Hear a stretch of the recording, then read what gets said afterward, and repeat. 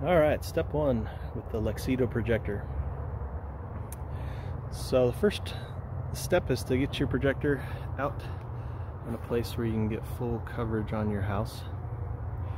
And so this is where I ended up putting up mine. I had to put pretty high because I have a roof there that if the projector's too low, then it casts a big shadow on that front part of the house, which I don't want to have a big shadow on that part. That's a great blank canvas to shine something on, so I had to get the projector up pretty high. And then you just want to line it up to where you get full coverage on the whole house or everything you want to project on. And then the process of mapping it's a bit different than what we did with After Effects. With After Effects we shined the projector on the house and we drew lines across the doors and the windows and the garages and all the details that we'd want to later mask. With Luxedo it's a little different. We're going to calibrate the projector to the house, which basically means taking a whole bunch of pictures of it, and then at the end that will allow us to take a snapshot of the whole house that we can then in the software map it. So what we're going to do next here, I'll take my phone off the tripod.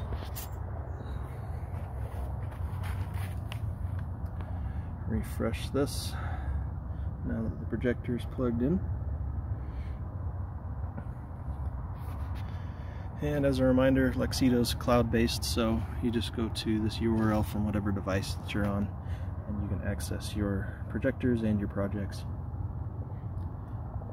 Gonna choose the projector we want. Going to recalibrate. Automatic. And it's got these different settings on. It's probably dim right now, it's not very bright. Distance, probably about 20 feet, give or take. And multiple services, and then we will just start it up. It's going to warm up the camera. And it'll take probably 5 to 10 minutes. I won't record that whole thing and bore you, but let's get at least to where you can start seeing what it looks like as it's taking the pictures. It's a cold February night out here. Well, when we were doing the Halloween show it was much warmer as we were testing it out late summer.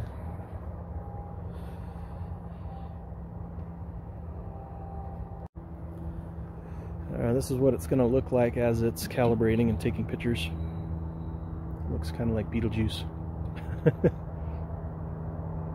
I only said Beetlejuice once, so don't worry. Oh, I just said it twice. I better not say it a third time, right? And the screen's going to just keep track of how many images it's taking.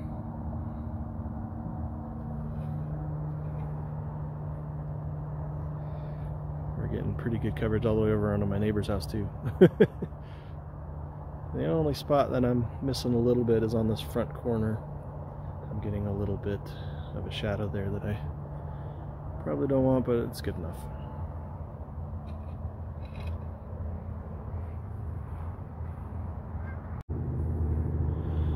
It's going to run these Beetlejuice lines vertical, sometimes big fat lines, sometimes little skinny ones. It's going to run them horizontal. We're about 18 of 18 images captured so far. So we'll just let this finish up and then I can show you what the next step is. Finishing up the last of the images.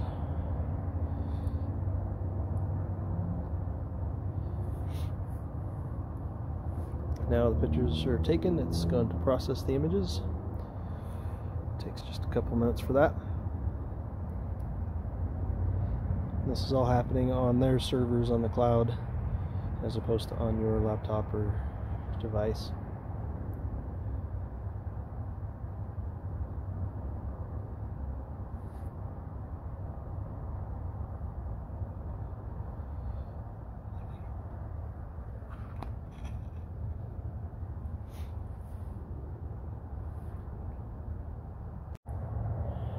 And that's it. Calibration complete. So now we can look at the different snapshots, the different pictures that it took. Some other ones I was experimenting with. Those are the old ones that I created, and then if I click capture here, then it's going to get a fresh snapshot from that calibration that we did.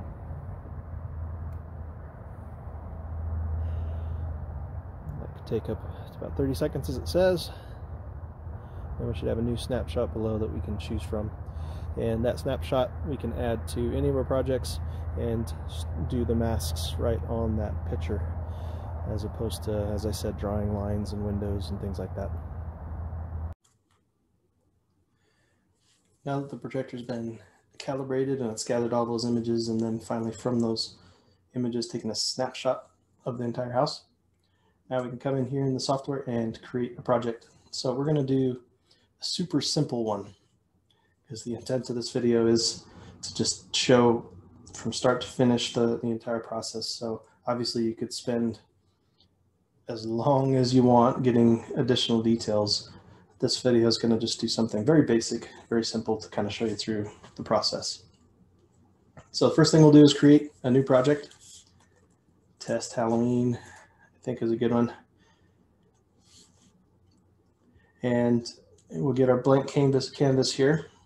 If we come up to the projector, we can grab the snapshots, grab one of them that we created. So the one we just did is this one right here. So as I said, it's a little different from when you do other projection mapping where you use software to draw the lines on the different elements of the house. It just provides the snapshot of the house, and then we'll add the mask directly to this. So the very first mask that I think we're going to want to create is around the outside of the house, so that we can mask out or block out everything behind the house. We want to shine just stuff that's on the house and not have it bleed over onto my neighbor's house or things like that. And I'm going to make that my very first layer. So this layer 0, I'm going to rename to background, and we'll create the mask to support that.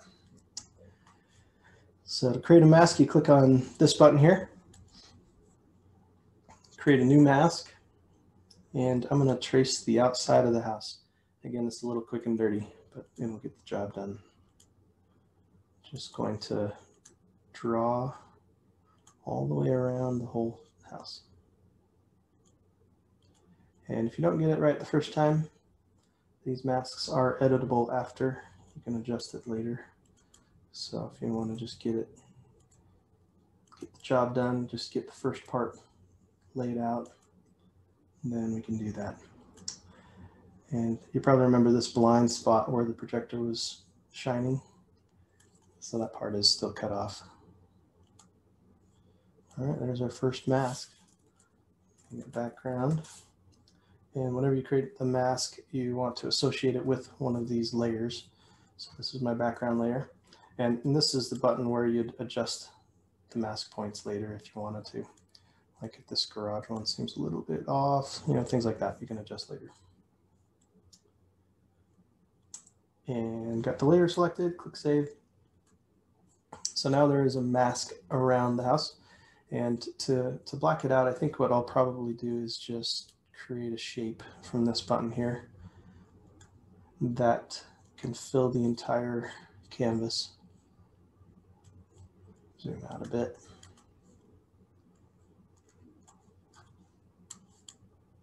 Just something that covers the whole thing so that it can be blacked out. And then you'll notice that the mask by default is actually putting this object within the mask. So if I go back over to the masks here, I can change that to outside. And voila, now we have it. And I don't want that orange actually, so let me go back into this and change the color to black. There we go. So now whatever I project with, it's going to be just on the house and nothing else. Now the other habit I'm trying to get into is to then lock the layer I'm not working on, because then I don't accidentally select or change things I don't intend to. So let's create a few other masks too. I'm going to do a layer and a mask for each of these planes on my house. So I have a garage one, I have this rooftop, I have an inner wall, and then I have this front wall. And then I think I'll do another one for the windows and doors, and we'll call it good there. So let's create a couple more layers. This one's going to be my garage background. Won't be the garage door itself. I'll put something else there because I want to project something on the door.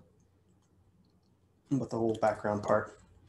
And then this would be that upper wall on the second story of the house. And inner wall. And lastly, we'll do the front background. And while we're at it, let's go ahead and create the layer that I want to use for things that will show up in the windows or doors.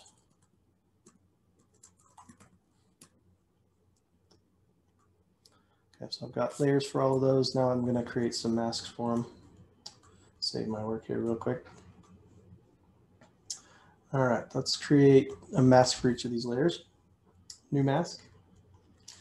The tracing one, there are shapes that you can do, but I honestly have found the quickest way to do it is with the trace. Even if it's a square, it's pretty darn quick doing it this way. Garage background. Oh, and I forgot to assign that to a layer. I'm going to put that on my garage background layer. There we go. Create a mask for up here. And again, on a lengthier project or a more detailed project, you would do masks for about everything that you can think of. You could do it upper. I called it something different, didn't I? Upper. So you could do masks around these lights. So you can do some cool torches. You do masks separating the bricks from the stucco, the trim and the gutters, the stairs. All of that could be different masks. So you can do different effects on every single one of them. This is going to be just, as I said, a super basic one.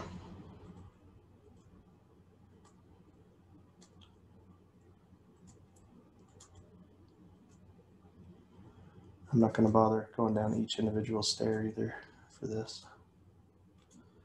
There's my inner wall, my background. Select the layer. Do this wall here.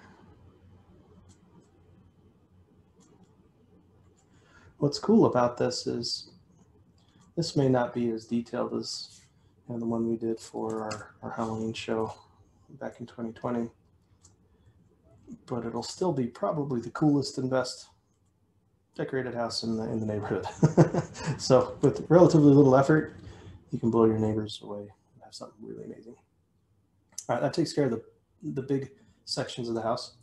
You can do a couple quick masks as well for the garage area, the garage door.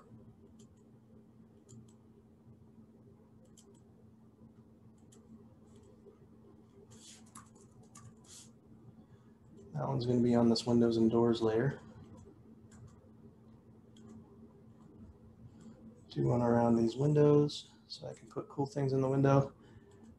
As a side note, as I'm doing that, a cheap way that I've found to have something to project on in these windows is to just get those frosted shower curtains and hang it in your window. Cheap, easy way to then have something that the projector can project on. So you can have ghosts floating around in the window or whatever you want.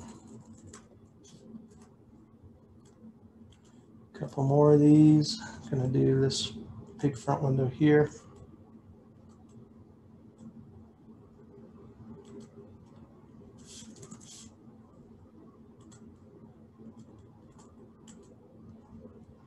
And one more for the door.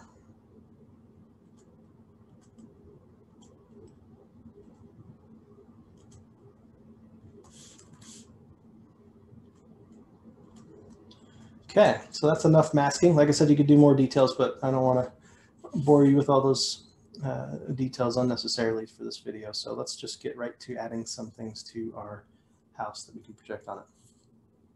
And I'm a big Haunted Mansion fan, so how about we just throw this Haunted Mansion wallpaper that I uploaded onto our house. And to get to any of these media objects, you come to this tab. There's some that it comes with built in, and then you can upload videos, GIFs, pictures, whatever you want to put on the house. So let's throw some Haunted Mansion wallpaper on the outside of the house.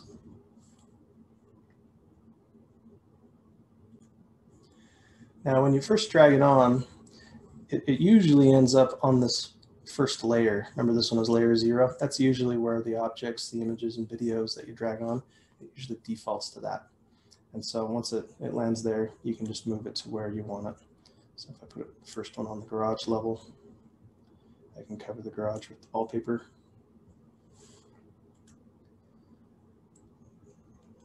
Drag it over again, so it showed up there, put that in my upper background.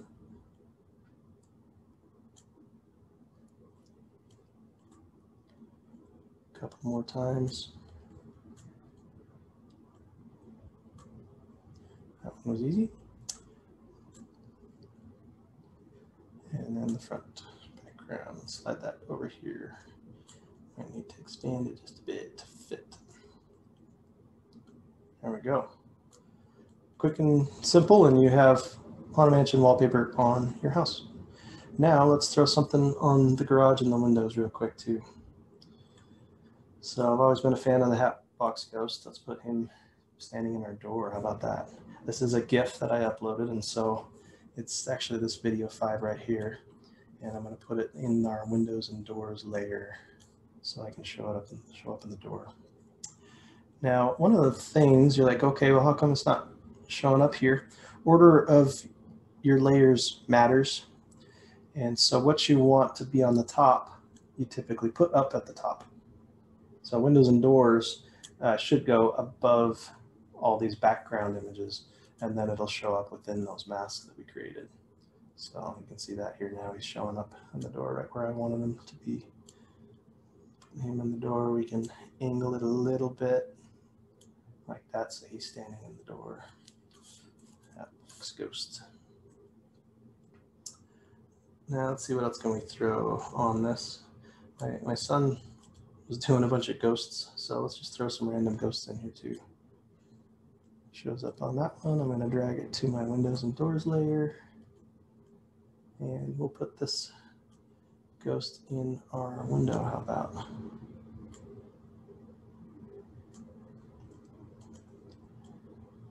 And get a couple of other ghosts in the other windows.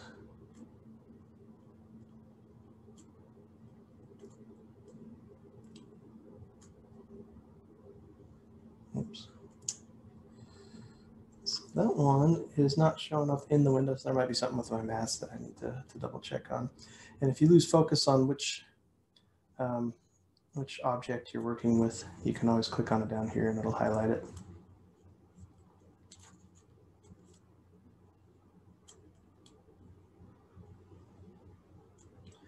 So yeah, I'm curious why that one is not showing up. We'll have to look at that. Let's rename these so I can find it. Left Ghost, kind of like Left Shark. That way I can remember that I want to come back and see why that's not working. Let's try the right window and have a ghost in there too.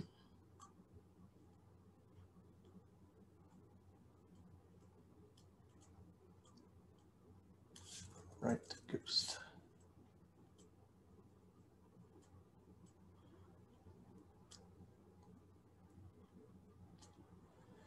And that one also isn't showing up, so it's probably something with this whole layer. We'll check that here in just a second. And then let's get one more something for the garage. I like having a little orange in my stuff. There we go.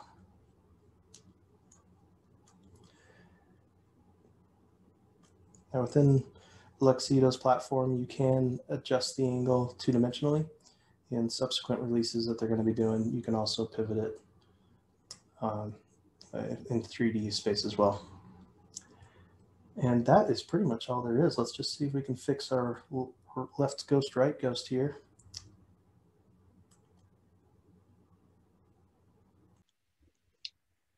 So it could be a couple of things, and there's some ways that you can easily find out what it is. You can take the objects off by clicking this eyeball button. So it's not hiding behind that. And the object is there. My best guess is that I probably forgot to add the mask to the layer. Yep, that's the problem. So my left window, just change that to the windows and doors layer. And it shows up. Scrunch that down so it fits in the window. And then I gotta do the same thing with the right window, add that to the layer.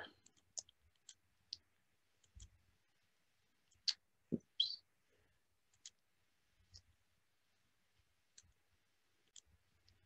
And that did work, but it looks like since it's just a trace, it's not showing up. So what I'd probably have to do is add a black square or a white square or something like that, since it's transparent and it's letting the wallpaper bleed through. Now let's just run this and see how it looks.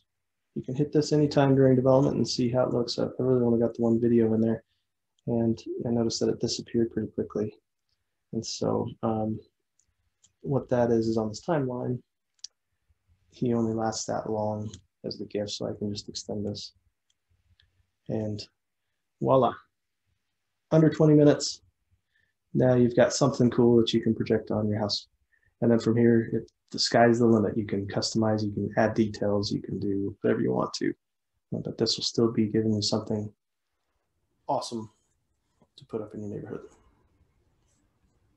And now when you want to actually play this on the projector, up here where I was saving, this saves it to the cloud when you're just working on the project. And then once it's done, you can save it to the device, meaning your projector. You can preview it, play it. And then as part of it has a scheduling system, which is really cool, where you can choose what day of the week and what times you want it to run and how often to repeat it. So you can put the projector out and lock it up. It's got that little thing on there so you can lock it up and then leave it plugged in and schedule it to run and kick on automatically, which is kind of nice because when I was running my show, I had to come home and put the projector out every night. So scheduling it this way is a nice feature. And that's it. So 15, 20 minutes-ish to get something on your house that you can see and impress your neighbors with.